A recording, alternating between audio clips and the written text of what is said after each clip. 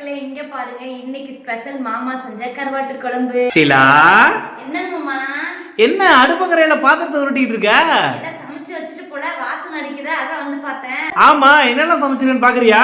நான் கண்டுபிடிச்சிட்டேனே, இது கருவாட்டு குழம்பு. வாசத்தை வச்சே கண்டுபிடிச்சியா? வாசனை வச்சு கண்டுபிடிச்சிட்டேன். இது பாவக்காய் பொரியல். பாவக்காய் எனக்கு பிடிக்காது மாமா. இங்க பாரு, இந்த நேரத்துல சாப்பிடணும்னு தானே பாவக்காய் வாங்கியிருக்க. இல்ல, பாவக்காய் கசக்கும். பாவக்காய் கசக்கும். கருவாட்டு குழம்பு தேன் மாதிரி இன்னைக்கு உனக்கு. கருவாட்டு குழம்பு சாப்பிட்டு ரொம்ப நாள் ஆச்சுல்ல. கருவாட்டு குழம்பு நான் இப்பதான் ஃபர்ஸ்ட் செய்யறேன்.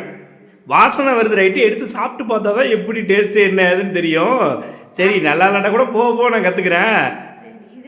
சாதம். கருவாட்டு குழம்பு மட்டும்தான் எனக்கு பிடிக்கும். இது மட்டும் கொஞ்சம் அதிகமா எடுத்துக்கிட்டுமா? கருவாட்டு குழம்பு மட்டும்தான் எனக்கு பிடிக்கவே பிடிக்காது. அதனால நீ சட்டியோட தூக்கிட்டு போலாம், சரியா? செம்மையா இருக்கு.